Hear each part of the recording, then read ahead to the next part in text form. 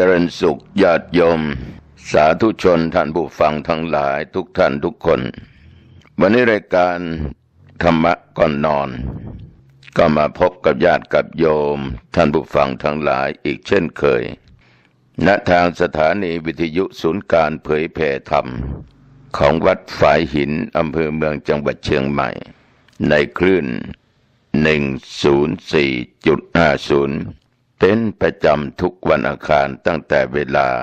4 ทุ่มจนถึง 5 ทุ่มหรือ 22 นาฬิกาจนถึง 23 นาฬิกาเป็นประจำโดยตุเจ้าวัดหนองตองหางดงจังหวัดเชียงใหม่โยมบางท่านบางคนนั้นคงจะนอนหลับห่มผ้าสบายเพราะบรรยากาศอากาศมันดีไม่ร้อนและไม่หนาวจนเกินไปก็เรียกว่าเอาผ้ามาห่มผืนเดียวก็ยังพอไหวพอได้โยมบางท่านบางคนนั้น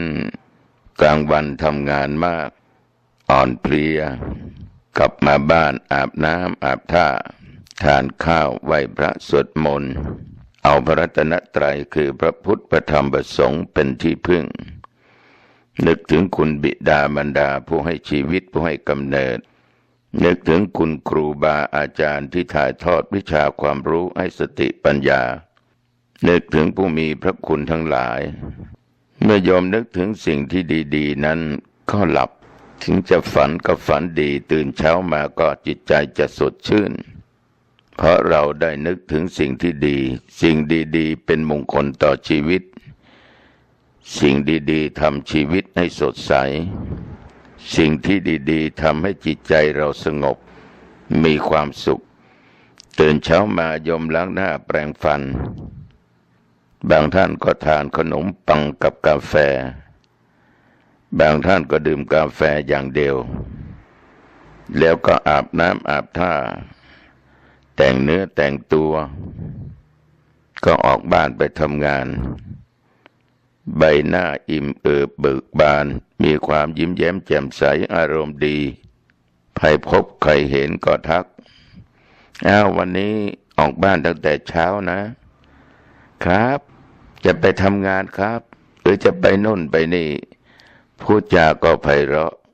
ใบหน้าก็อิ่มเอิบก็แสดงว่าสิ่งดีๆเหล่านั้นมันเกิดขึ้นในจิตใจของโยมถ้าเวลานี้โยมยังไม่นอนไม่หลับไม่พักผ่อนก็ฟังธรรมะก่อนนอนจากตุเจ้าวัดหนองตองเสียก่อนนะโยมนะเพื่อเป็นการเสริมสร้างบารมีให้แก่ตัวเองการเสริมสร้างบารมีนั้นโยมทั้งหลายสร้างไว้ในชาตินี้และเผื่อไว้ในชาติหน้าพบหน้าต่อไปมาชาตินี้บารมีเราอาจจะมีมากหรืออาจจะมีน้อยถ้ามีน้อยก็ต้องเพิ่มเติมให้มากขึ้นถ้ามีมากก็เพิ่มเติมให้มากยิ่งขึ้นไปเหมือนเราเคยพูดและได้ยินเขาพูดว่าโอ้โหท่านองค์นี้บารมีสูงมากนี่คุณบุญของคุณนะมีเยอะนะบารมีคุณมีเยอะนะคุณเกิดมาชาตินี้จึงมีสติปัญญามีความรอบรู้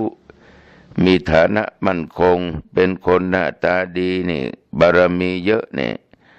คงจะสร้างบุญสร้างกุศลไว้ในอดีตชาติไว้มากนะชาตินี้คุณจึงมีบารมีโยมทั้งหลาย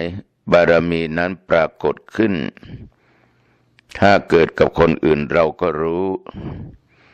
ถ้าเกิดขึ้นกับเราเขาก็รู้ฉะนั้นญาติโยมวันนี้อาตมาภาพจะนำเอาเรื่องเกี่ยวกับพุทธประวัติ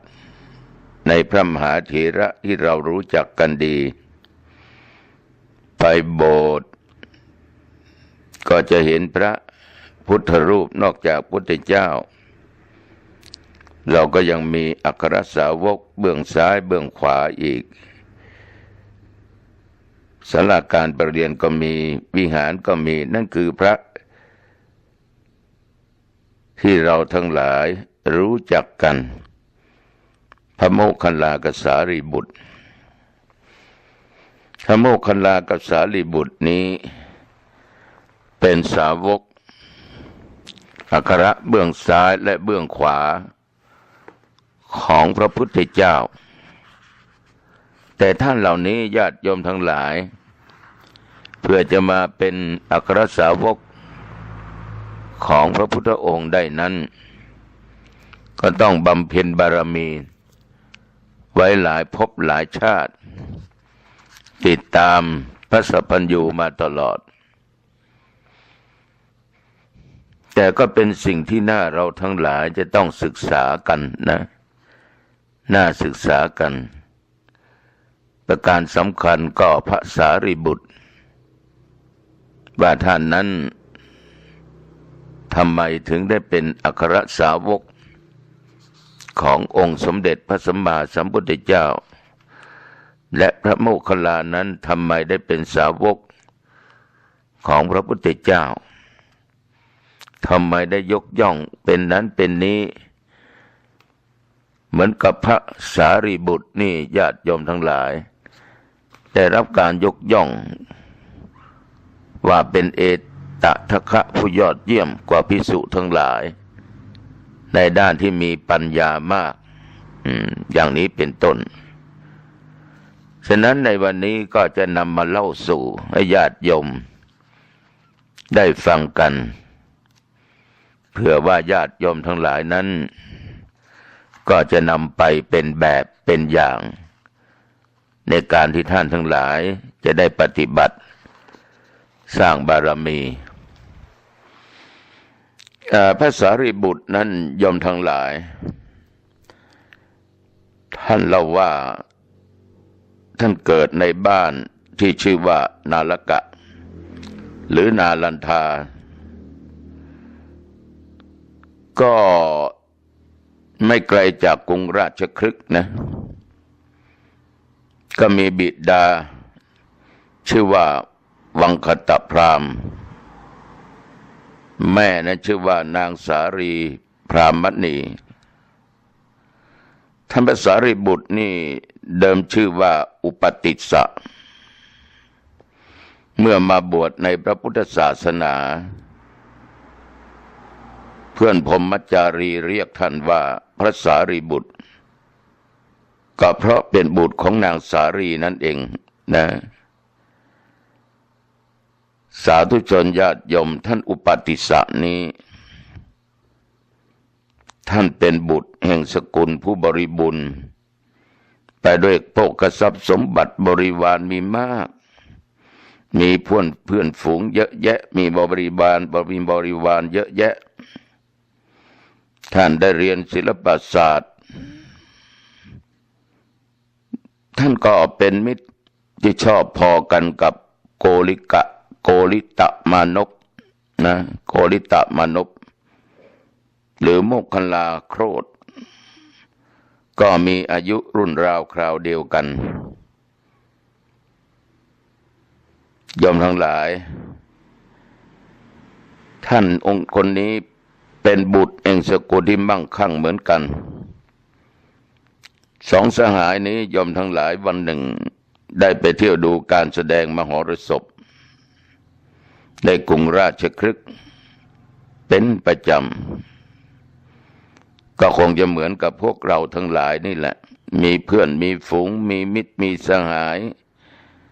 แล้วบางคนก็บอกว่ามีเพื่อนซีนะไปไหนไปด้วยกันทานอะไรก็ทานด้วยกันมีอะไรก็คุยกันมีปัญหาก็ปรึกษาหารือกันอย่างโยมบางท่านจะไปงานฤดูหนาวก็ชวนกันไปงานลอยกระทงก็ชวนกันไปวัดก็ชวนกันไปฟังเทศก็ชวนกันไปเนี่ยเหมือนญาติโยมบางท่านบางคนนี่ไปทำงานก็บอกเพื่อนว่านี่วันนี้วันอาคารนะ4 ทุ่มเธอลองเปิดดูคลื่น 104.50 วัดฝายหินเธอจะได้ฟังธรรมะรายการธรรมะก่อนนอนจากพระเจ้าวัดหนองตองนะเนี่ย เราได้พบอะไรได้ยินได้ฟังอะไรรู้อะไรเราก็บอกให้เพื่อนเพื่อนนั้นต้องรู้ใจกันเราเรียกว่าเพื่อนสีกันทุกข์ด้วยกันสุขด้วยกันมีอะไรก็ช่วยเหลือซึ่งกันและกันเรียกว่าเข้าใจกันนะโยมแต่อย่างว่าเพื่อนกินเนี่ยมันหาง่ายเพื่อนตายมันหายากเพื่อนกินเนี่ยมันหาง่ายจริงๆโยมทั้งหลายไปนั่งที่ไหนจะมีเพื่อนในทางกินเนี่ยมันง่ายนิดเดียวใครเดินเข้ามาเอ้าเชิญครับผมเชิญข้าเชิญข้าทานหรือยังไม่ได้ทานครับเชิญครับมานั่งด้วยกันก็เลี้ยงออกให้หมดแหละบันคันหน้าเจอกันไม่ต้องเชิญแล้วก็มานั่งแล้วทานแล้วก็ลุกไปต่างคนก็ต่างไป4-5 วันเจอก็มานั่งอีกแล้วเป็นเพื่อนกินไม่ใช่เพื่อนตายวันไหนที่เรามีความทุกข์ตกทุกข์ได้ยากหายปั๊มไปเลยไม่เห็นหน้าเลยเห็นเรานั่งอยู่ตรงนั้นก็เดินผ่านไปยังไม่เหลียวมามองมันก็คงจะเหมือนที่อาตมาเคยพูดนะเมื่อมั่งมีมากมายมิตรหมายมองเมื่อมัวหมองมิตรมองเหมือนหมูหมาเมื่อไม่มีมิตรเมินไม่มองมาเมื่อมอดโมยหมูหมาไม่มามอง แต่ว่าอุปติสสะกับโกริตะนี่ยอมทั้งหลายเป็นเพื่อนสีกันจริงๆไปที่ไหนก็ไปด้วยกันไปโรงมโหรสพก็ไปด้วยกันวันนั้นก็ไปด้วยกันทีนี้เมื่อไปนั้นโยมทั้งหลายย่อมจะมีความร่าเริงในการเวลาที่ควรร่าเริงสลดใจในเวลาควรสลดใจให้รางวัลในเวลาอันควรให้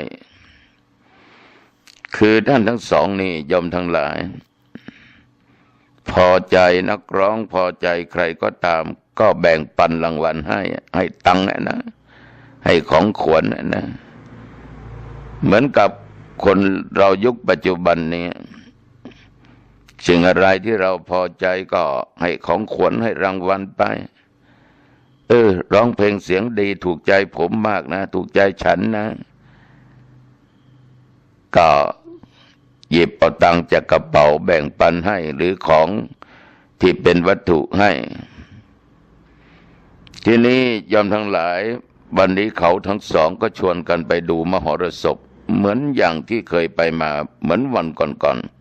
ๆแต่วันนี้แปลกไม่ร่าเริงเหมือนครั้งก่อนๆโกริตะก็จึงถามอุปติสสะว่านี่ท่านไม่สนุกเหมือนในวันอื่นหรือ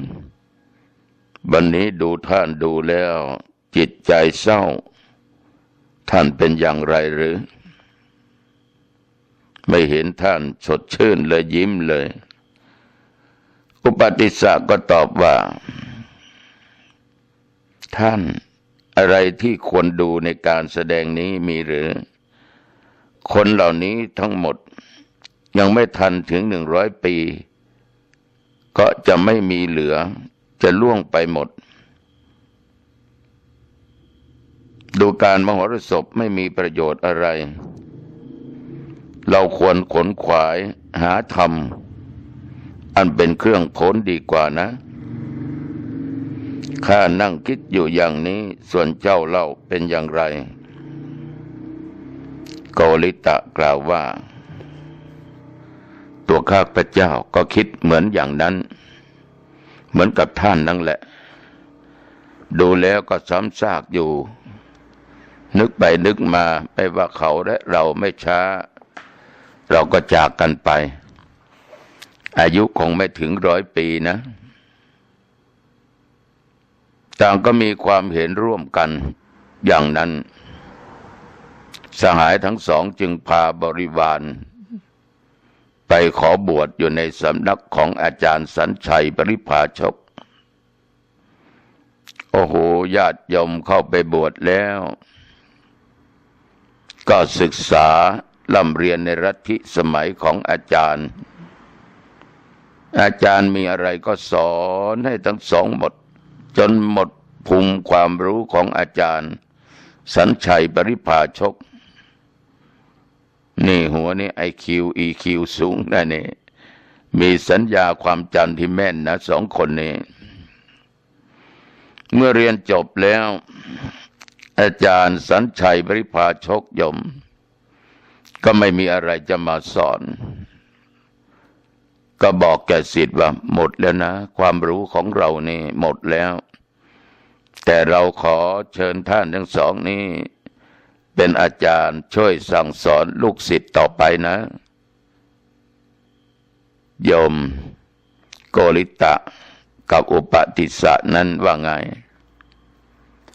ท่านทั้งสองปฏิเสธที่ปฏิเสธนั้นโยมเพราะยังไม่มั่นใจในลัทธิของอาจารย์ก็จึงได้นัดหมายกันไว้ว่าเราทั้งสองคนนี้จะต้องไปเสาะแสวงหาโมกขธรรมเพราะนี่ไม่ใช่หนทางความสำเร็จที่แท้จริงต่างก็ให้สัญญากันบอกว่าถ้าใครได้รู้ได้พบได้เห็นก็จงบอกแก่กันอาตมาภาพขอกล่าวถึงองค์สมเด็จพระสัมมาสัมพุทธเจ้าเมื่อท่านตรัสรู้แล้วก็ได้แสดงธรรมสั่งสอนแก่ประชาชนไปทุกสารทิศไม่ว่าใกล้และไกลเสด็จไปแสดงธรรมเวลานั้นพระศาสดาหรือพุทธเจ้าเสด็จมาถึงกรุงราชคฤห์พระองค์ก็ประทับอยู่ที่วัดเวรุวันก็มีลูกศิษย์นะคือพระอัสสชินี่โยมทั้งหลายถ้าโยมจำได้ก็นับเขาอยู่ในปัญจวัคคีย์ทั้งห้ามีโกณฑัญญะวัปปะปฏิยะมหานามะอัสสชินี่ก็อยู่ในปัญจวัคคีย์พระพุทธเจ้าส่งให้จาริกคือส่งพระอัสสชิเนี่ยยมไปประกาศพระพุทธศาสนาเมื่อไปประกาศแล้วก็กลับมาเฝ้าวันนั้นก็เข้าไปบิณฑบาตในกรุงราชคฤห์พอดีโยมอุปติสสะปริภาชกเดินมาจากสำนักของอาจารย์สัญชัยปริภาชกได้เห็นท่านมีอาการน่าเลื่อมใสมากจะก้าวจะถอยกลับเหลวซ้ายและขวาคูแขนเหยียดแขนก็เรียบงามทุกอิริยาบถจะเดินจะถอยหลังจะเดินหน้าแม้แต่จะคูแขนนั้นก็งดงามทอดสายตาแต่พอประมาณระหว่างที่บิณฑบาตไม่เลี้ยวซ้ายไม่แลขวาไม่เลี้ยวไปข้างหลังมองแต่ข้างหน้าทอดสายตาพอประมาณอุปติสสะเห็นอาการแปลกจากบรรพชิตก็อยากจะทราบความว่าท่านว่าใครเป็นศาสดาของท่านอยากรู้ว่าใครเป็นศาสดาของท่านแต่ก็ยังไม่สามารถอาจถามท่านพระอัสสชิได้เพราะว่าเป็นการที่ไม่สมควรเพราะอะไรโยมเพราะเวลานั้นท่านพระอัสสชิกำลังเที่ยวบิณฑบาตจะไปถามก็ไม่ใช่เวลาท่านพระอัสสชิก็บิณฑบาตท่านก็ติดตามไปข้างหลัง ขันเห็นท่านกลับจากบิณฑบาตแล้วจึงเข้าไปใกล้ก็พูดปราศัยแล้วก็ถามว่าข้าแด่ผู้มีอายุอินทรีย์ของท่านหมดจดผ่องใสมากท่านบวชอุทิศให้ใครใครเป็นศาสดาผู้สอนของท่านท่านชอบใจธรรมของใครนี่เป็นคำที่อุปติสสะได้ถามอย่างพระอัสสชิพระเถระยมทั้งหลายก็ตอบว่าผู้มีอายุเราบวชอุทิศพระมหาสมณะผู้เป็นโอรสสากยราชออกจากสากยบุตรท่านนั่นเป็นศาสดาของเราเราชอบใจธรรมของท่านนั้นอุปติสสะปริภาชกก็ถามต่อไปว่าพระศาสดาของท่านสั่งสอนอย่างไรบ้างล่ะ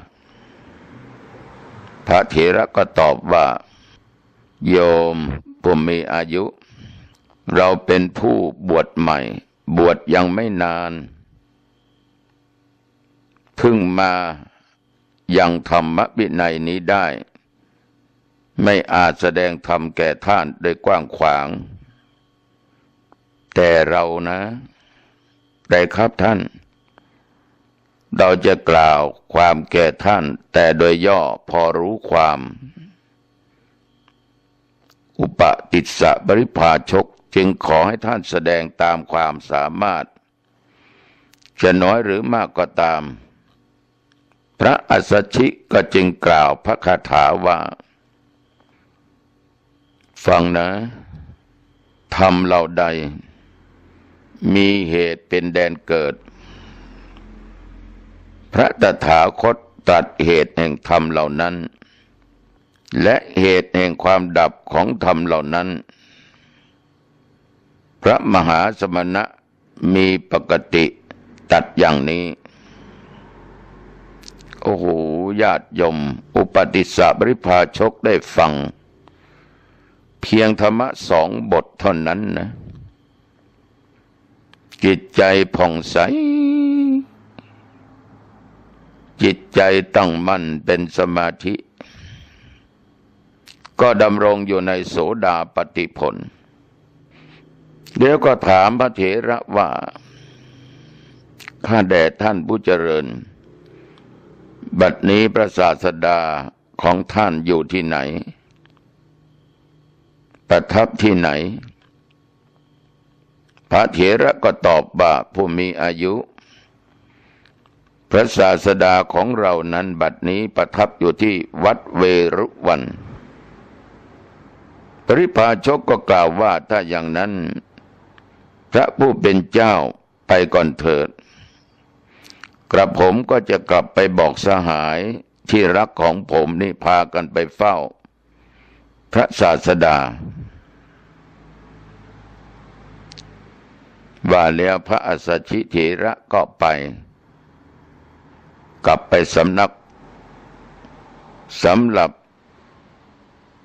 อุปติสสะก็กลับไปสำนักของตัวเองก็ไปบอกข่าวที่ได้พบพระอัสสชิให้โกริตะปริภาชกทราบแล้วก็แสดงธรรมนั้นให้ฟังให้โกริตะปริภาชกได้ฟังธรรมบาธรรมเหล่าใดมีเหตุเป็นแดนเกิดพระตถาคตตัดเหตุแห่งธรรมเหล่านั้นและเหตุแห่งความดับของธรรมเหล่านั้นพระมหาสมณะมีปกติตัดอย่างนี้โอ้โหญาติโยมโกริตะปริภาชกฟัง2 บทนี้เท่านั้นโยมได้ดวงตาเห็นธรรมเหมือนอุปติสสะเมื่อต่างคนก็ได้ดวงตาเห็นธรรมก็ชวนกันไปเฝ้า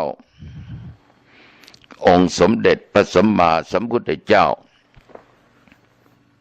ญาติโยมคนที่ซึ้งในเรื่องของธรรมะ เข้าใจเรื่องของธรรมะฟังธรรมะนี่โยมทั้งหลายไม่สกิบบท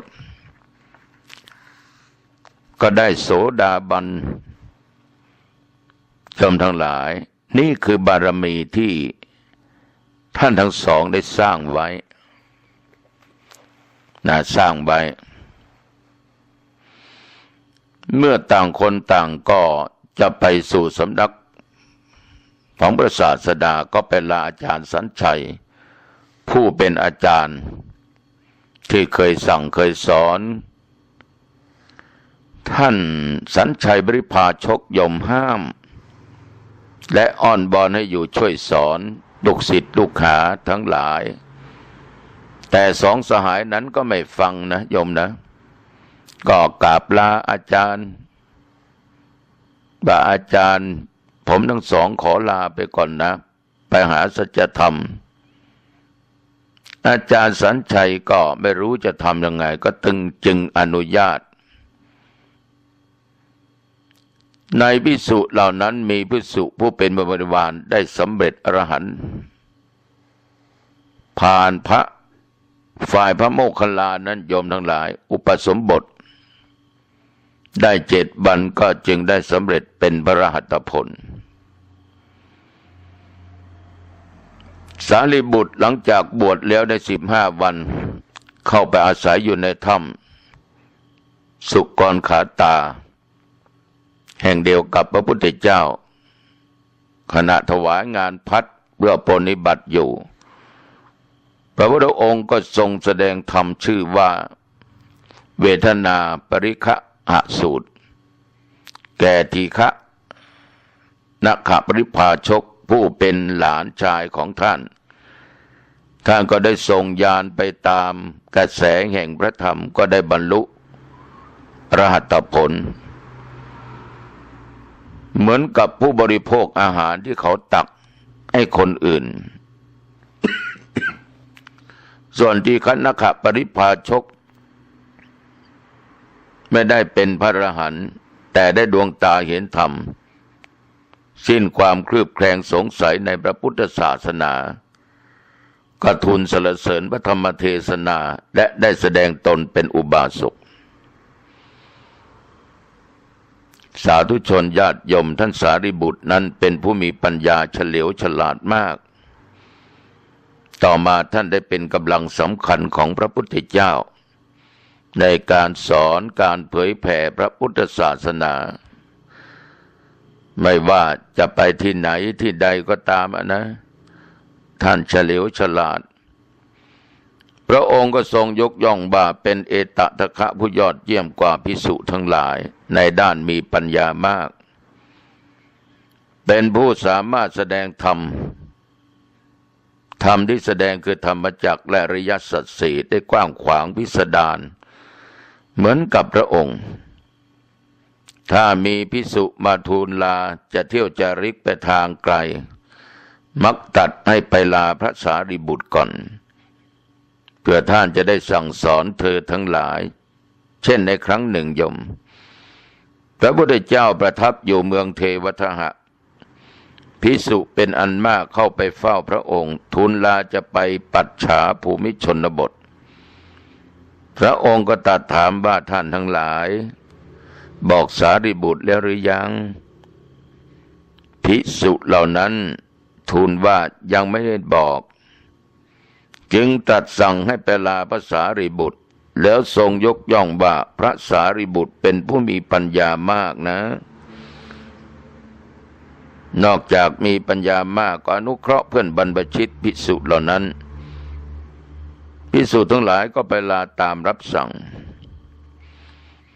พระพุทธเจ้าตรัสยกย่องพระสารีบุตรเป็นคู่กับพระโมคคัลลานะดังตัดกับภิกษุทั้งหลายว่าภิกษุทั้งหลายท่านทั้งหลายคบกับสารีบุตรและโมคคัลลานะเถิดเธอทั้งสองเป็นผู้ที่มีปัญญามากอนุเคราะห์พรหมจารีเพื่อนบรรพชิตทั้งหลายสารีบุตรนี่เปรียบเหมือนมารดาผู้ให้กำเนิดโมคคัลลานะเปรียบเหมือนนางนมผู้เลี้ยงทารกที่เกิดแล้ว สารีบุตรย่อมแนะนำให้ตั้งอยู่ในโสดาปัตติผลโมคคัลลานะย่อมแนะนำให้ตั้งอยู่ในคุณเบื้องบนที่สูงกว่านั้นก็มีคำเรียกยกย่องพระสารีบุตรอีกอย่างหนึ่งว่าพระธรรมเสนาบดีนี่ย่อมเป็นคำเรียนแบบมาจากคำเรียกแม่ทัพดังจะกลับความไม่ตรงกันข้ามกองทัพอันทำยุทธยกไปถึงไหนย่อมแพ้อนัตถะถึงนั้นกองพระสงฆ์ผู้ประกาศพระศาสนาได้ชื่อว่าธรรมเสนากองทัพฝ่ายธรรมหรือประกาศธรรมจาริกไปถึงไหนย่อมแผ่อิตสุขถึงนั้นพระพุทธเจ้าเป็นจอมธรรมเสนาเรียกว่าพระธรรมราชาพระสารีบุตรเป็นกำลังสำคัญของพระพุทธเจ้าในการธุระนี้ได้สมญานามว่าพระธรรมเสนาบดีนายทัพฝ่ายธรรมยอมหลับหรือยังล่ะถ้าไม่หลับก็เล่าต่อนะพระสารีบุตรนี่ยมปรากฏด้วยความเป็นผู้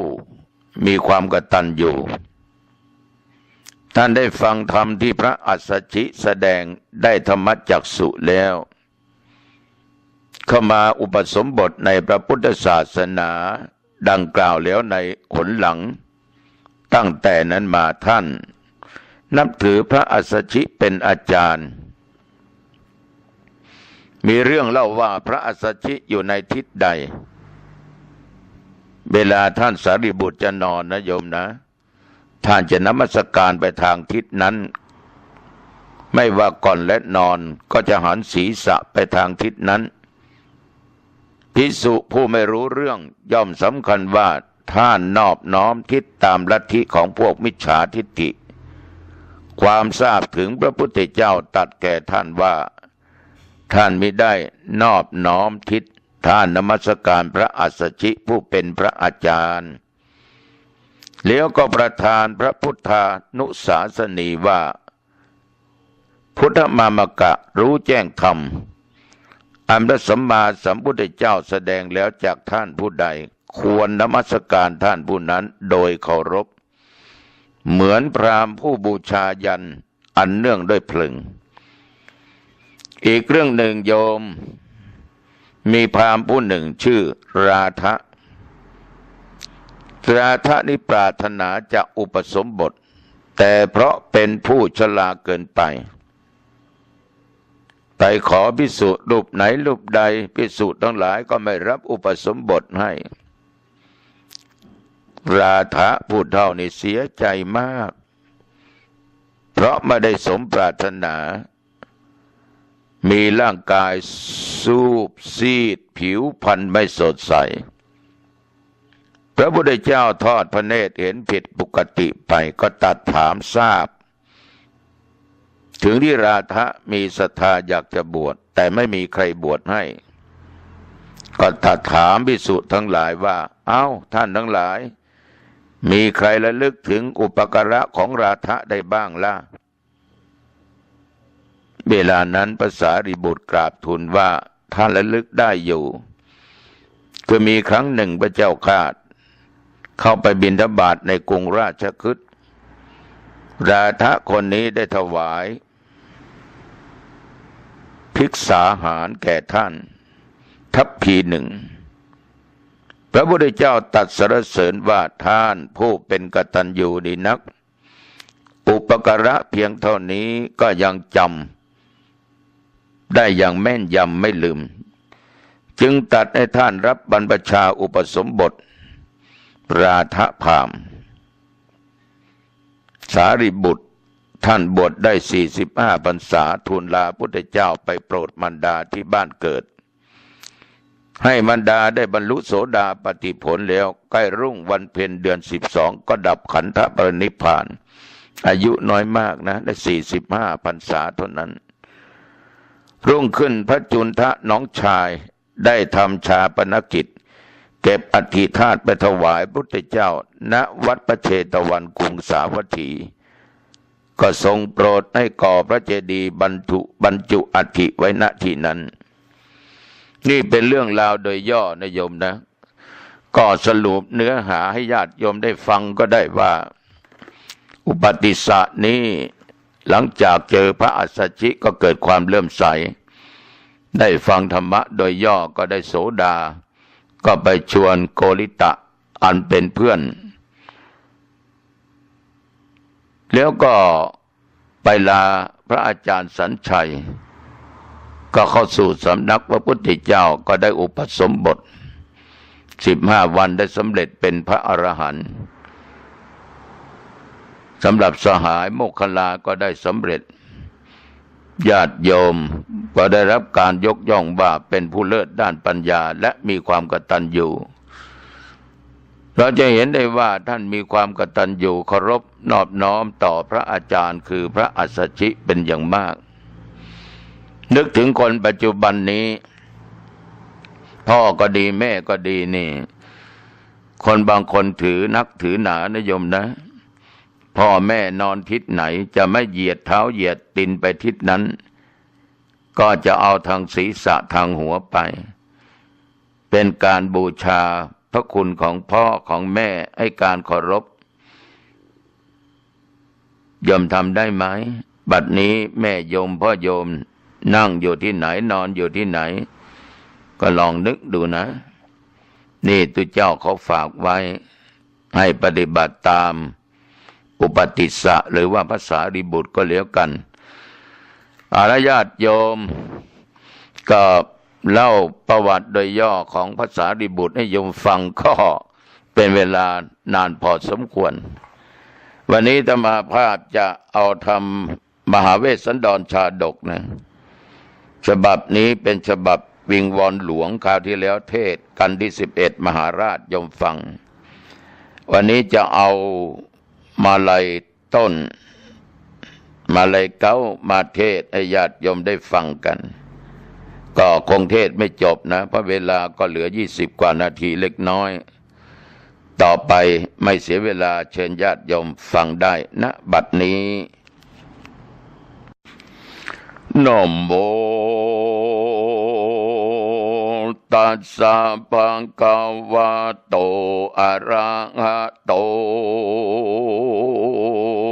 สัมมาสัมพุทธัสสะสุลานามาเยเนยังพุทธะเสถังนามาเสตัวพุทธันจาธรรมันจาสังฆันจานะเมตุติสาทะโว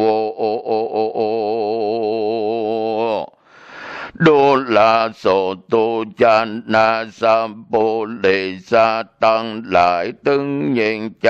ดุมเท่าตึงศรัทธาเขาเป็นประธานอันมีใจบานชื่นสุ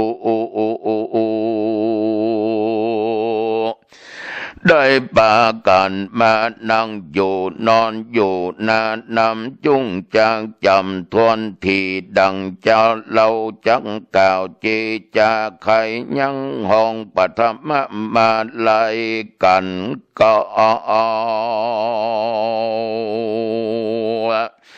ดังอาจารย์เจ้าได้กินตานาว่ากิลาดังจากรู้มาในสายปางเมื่อพระติไวยสัพพัญญูตอนเป็นครูแก่โลกปนโศกภัยมานเข้าสู่นิพพานเวียงแก้วแม้นว่าเมินล่วงแล้วหลายวาสายังมีมากหาแทนเจ้าตนหนึ่งเราชื่อว่าเจ้าเตปะมาลัยตนดันลงสิ้นใส่สร้างอาจโลจบฉลาดอาภิญญาอุปปามาเปรียบใดกับตนเจ้าไทยโมคันลาน ตนเจ้าก็อยู่สำราญยังจอดในอารามยอดเรืองไหลจือกัมโปจานากามในเตตองคงเขตห้องลังกาตวีปก็มีแลนาส่วนมากหาเทนเจ้าโต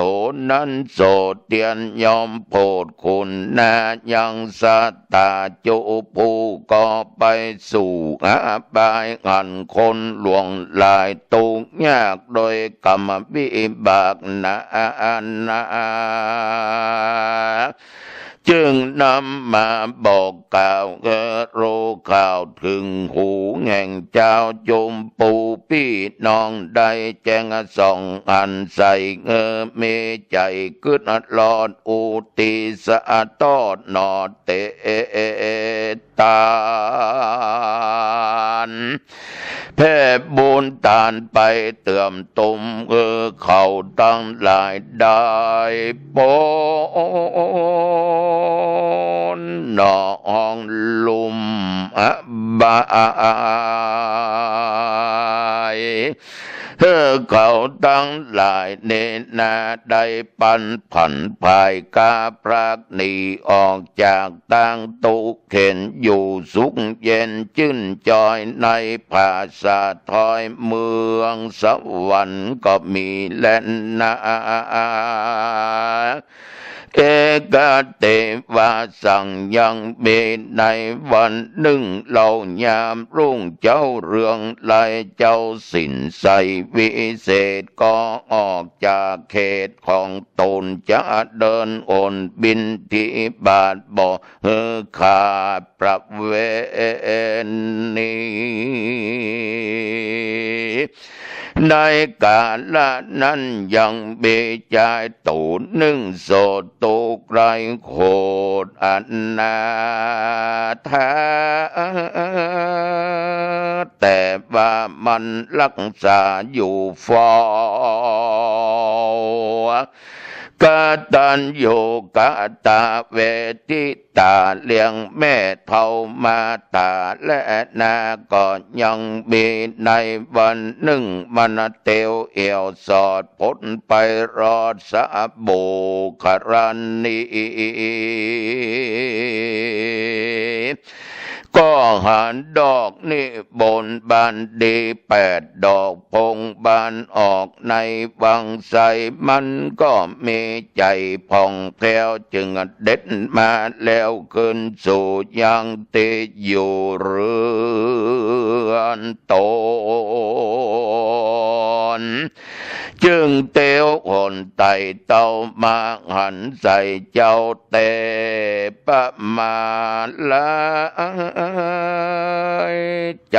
นั้นก็มีศรัทธาใสนโยมจืนจึงยกยอดยืนเหนือหัวเอาดอกบัว8 ดอกถวายแก่ตนออกเจ้าเตปะมาลัยเตฐานใจตั้งมันว่าโดยติจะตานแห่งข้าขอญาตมจาสูญหายขอเป็นบุญภายเติมกรรมคือผลลำต่างอันนาถากันว่าข้าเกิดมาไปนาขอข้าได้เป็นดีความตุกขี่ยากใดจงอย่าได้นอดเล็งหอนขอจงปันไปลอดอมตะย้อนมาหาเนลาปานแด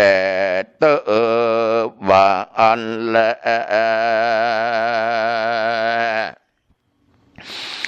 ยามนั้นพระมหาเทพมาลายตูนตาลงสินใสบุญกว้างจึงกล่าวอ้างอนุโมทนาว่าเอวังโหนตุดูลาโอปาสกา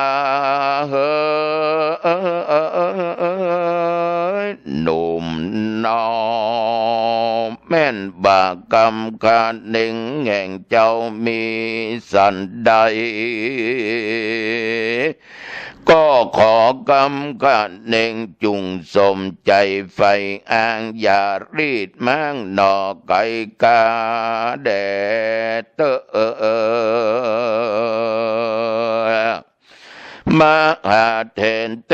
ปะมาไลจึงกะนิงในบ่อแล้วว่าจักเอาดอกบัวแก้วดวงดีกันถ้ามีบ่อผ่อนจักเอาไปไว้ต้นมอนแดนไกล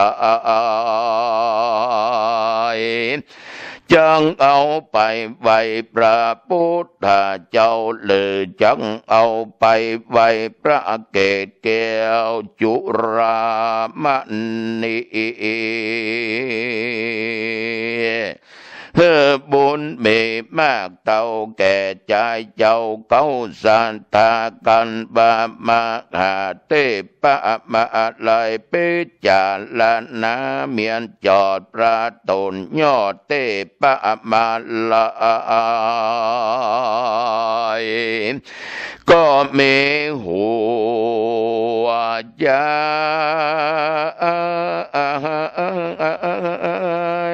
หนอจืนสู่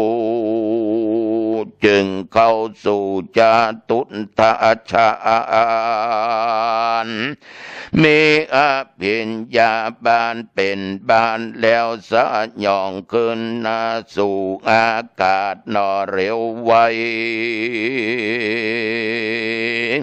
เช่นกันใจก็ไปลอดถึงควงยอดจุลามณีแล้วก็ยออันจุลีแผ่กวางยอมือตั้งเดือหัวเอาดอกบัวงามอาจปูจามาหาธาตุจุรามณีก็มีอันแล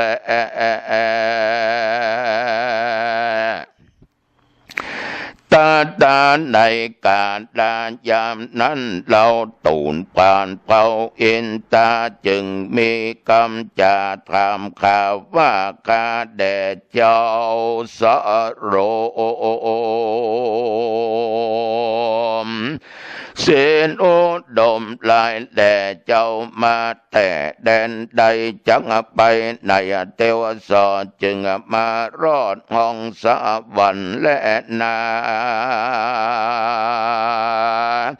ยามนั้นตนโสพันมาเทนเจ้าจึงตอบเล่ากำไปว่าเรามาไกลต่างนาจากโลกลานเมืองโคนจะเดินโอนมาน้อมใบยังพระธาตุไทยจุรามณีโดรามาหาราชสมปานอาจนำนาอันวาเทวดาหลายหลากเทวบูตรมาเกลือหลายได้คนควายหนอบุญไว้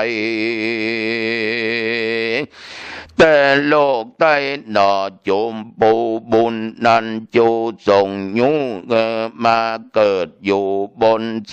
วรรค์ขวจนกันเป็นหมู่เข้ามาสู่สันนาม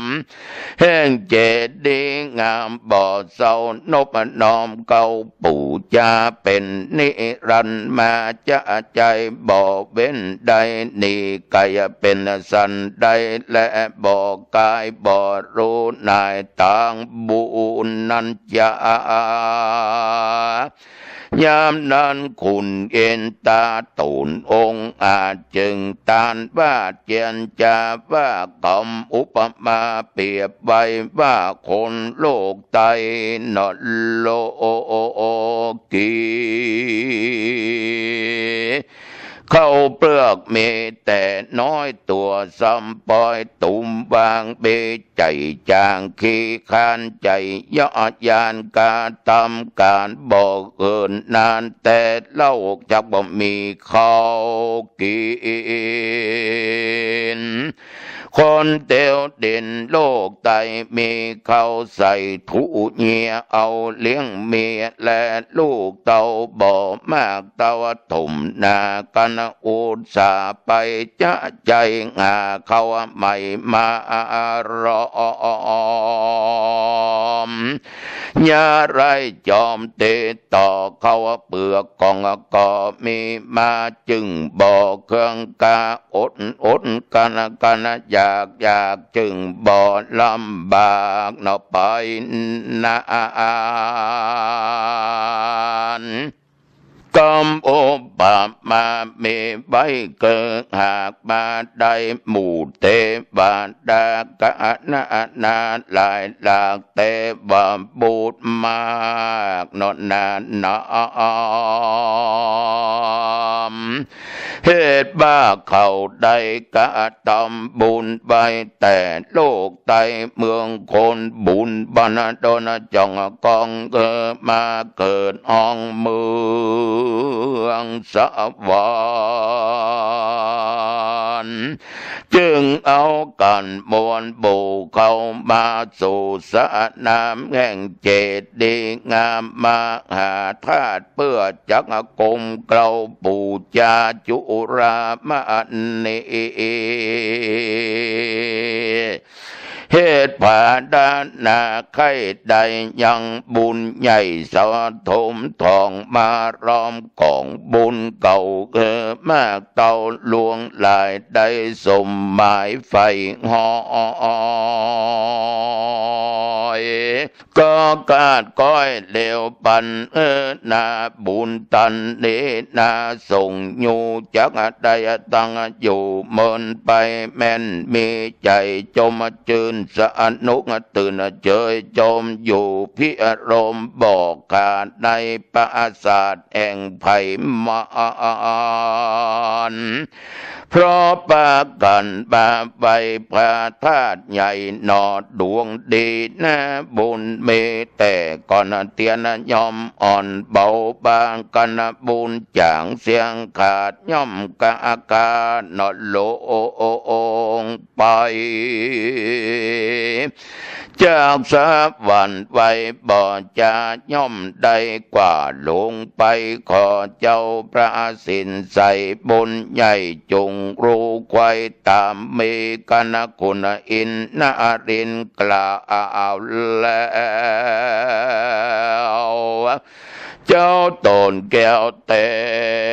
ปะมาลาก็จึงมีกรรมไปแถมเล่าว่าตูนพระนอเจ้าอริยเมตตาตนโยในปราสาทจันฟ้าอาตุเสดายังจักลงมากราบไหว้พระธาตุใหญ่จุรามณีในวันเนดังอันจะเริญยามนั้นคุณบุญเลอเจ้าฟ้าจึงตอบว่าใครกรรมวานอคุณทำนอบุญกวางตนโยสังโตเส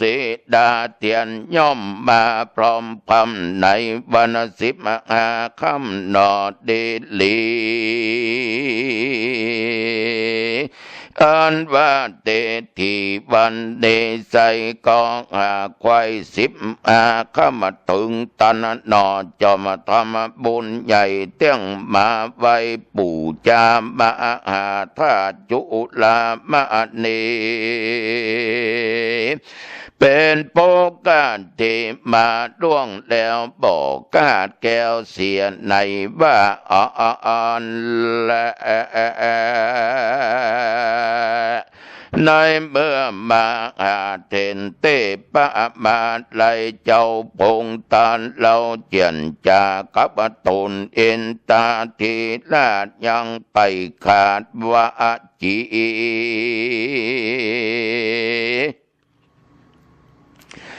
ยามนั้นยังเบเตบาโบตูนึ่งเราอันเมนางนอนเนาเตวะกันญานาสังขญาบอนนอยได้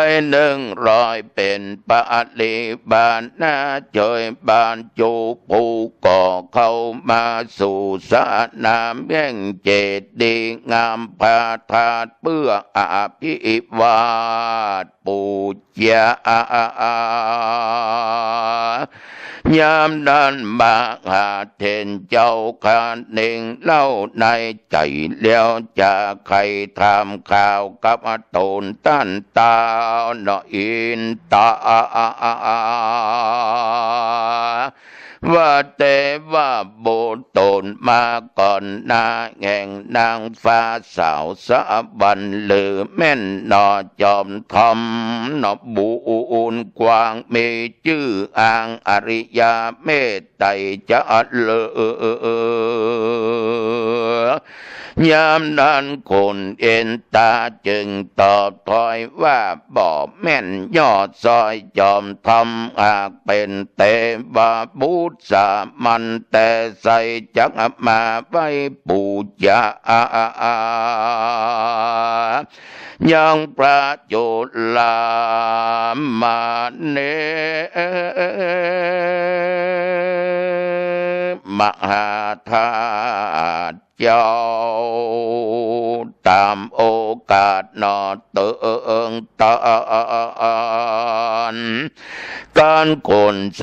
วรรค์แก้วแล้วพาตูนแก้วเตปะมาไลจึงตามกำไปแถมเล่าว่าจะเก่าปังหลังเพราะนาบุญสังนันใสอันแต่ว่าโบสถ์ใดกาตามมาจุงใครจะบอกกล่าวโรข่าวนอเลวปอนส่วนอันว่าคุณสาวันตูนองค์อาจจึงตานว่าเจียนจาว่าแต่เดิมมาปางก่อนเมื่ออยู่บนนอมเมืองโคนแต่ว่าโบตนเน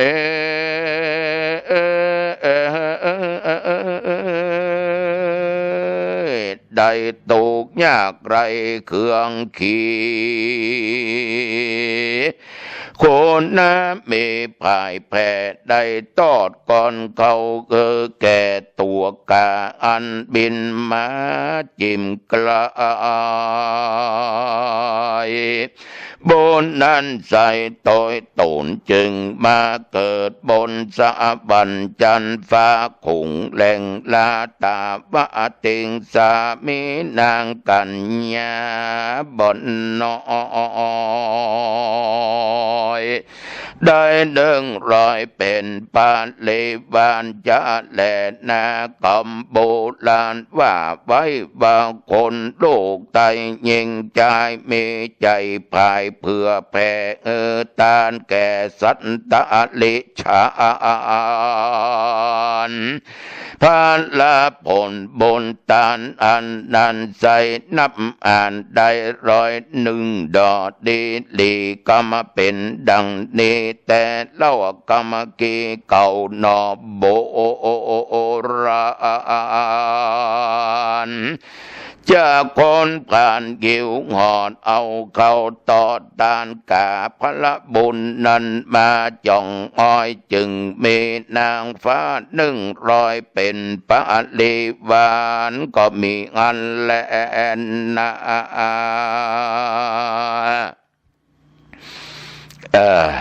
เนี่ยยอมทั้งหลายการกินการทานและทานโดยจิตใจบริสุทธิ์มียังแอบแฝงเนาะ เหมือนประจายคนเนี้ยทุกข์ยากหันกาบินมาก็บิดเอาก้อนเข้ามือกาโดยผลบุญกินบุญทานเนี่ยยอมทั้งหลายเกิดไปเป็นเทวบุตรมีนางฟ้าได้100นะฉะนั้นการทานอันใดให้แก่สัตตลิชานนั้นได้บุญ100 เท่านะโยมนะเหมือนกับประจายคนนี้ เอาละเวลาหมดนะโยมเนอะรับฝันดีนะโยมเนอะจะไปลืมตุเจ้าหนองตองเนอะรับฝันดีตุเจ้าก็บ่ลืมโยมทั้งหลายเพราะเอาเป็นพี่เป็นน้องกันเป็นพุทธบริษัทสี่ภิกขุภิกขุณีอุบาสกอุบาสิกาเอาจงฮักกันนะโยมเนอะรักษาพุทธศาสนารักษาศีลรักษาธรรมนะโยมเนอะอายุวันโนสุขังบลังพบกันใหม่กันหน้าเจริญพร